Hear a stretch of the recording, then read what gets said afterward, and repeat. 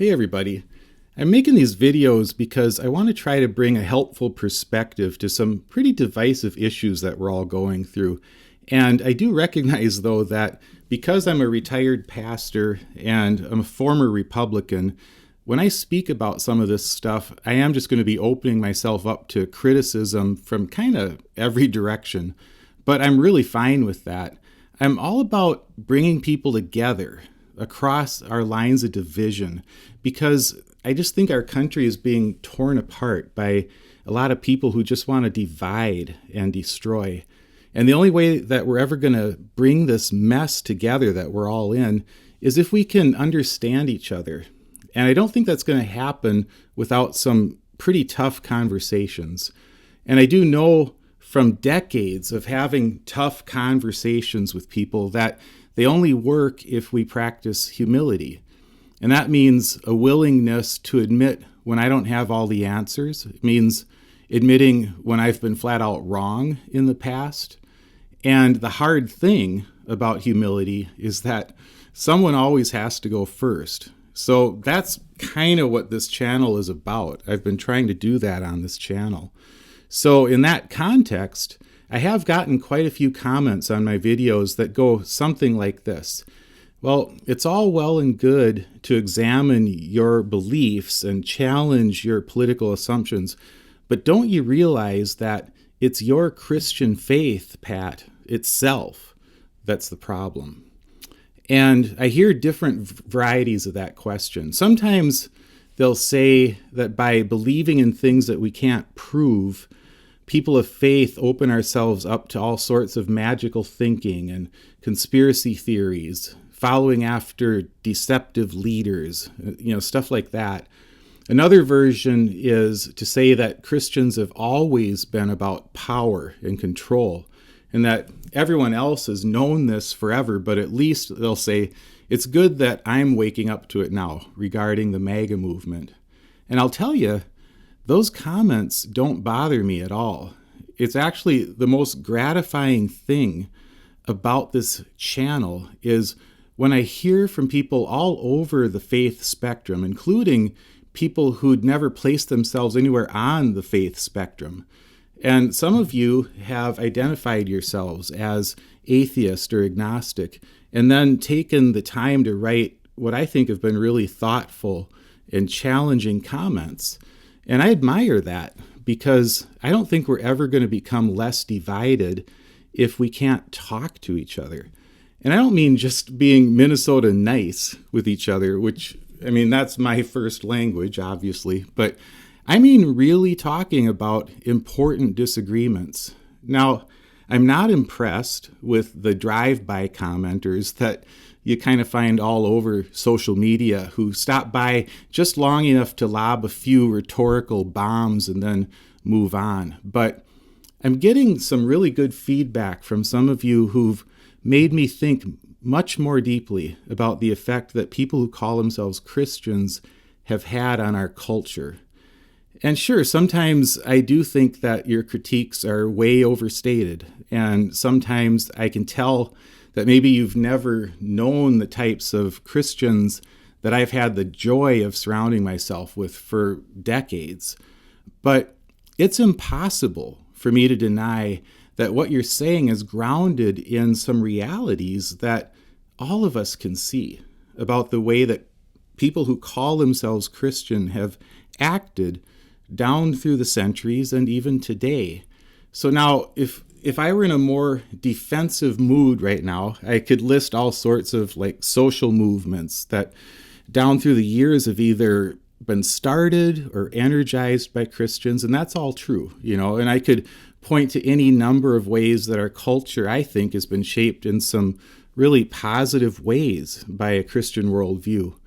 But frankly, this is not the time for Christians in America, especially people who'd call themselves conservative Christians, to get defensive. I think we have a lot to answer for. And in my case, Donald Trump was the turning point toward understanding the toxic role that some of us have played in our politics. And I'm listening to those of you who say that I should have seen that a lot sooner, But I'm just in process on all of that. But in my view, it's undeniable that Donald Trump has removed the mask from a big portion of the conservative Christian movement in America. Trump is nakedly transactional, and his appeals to people of faith from day one have been embarrassingly transactional.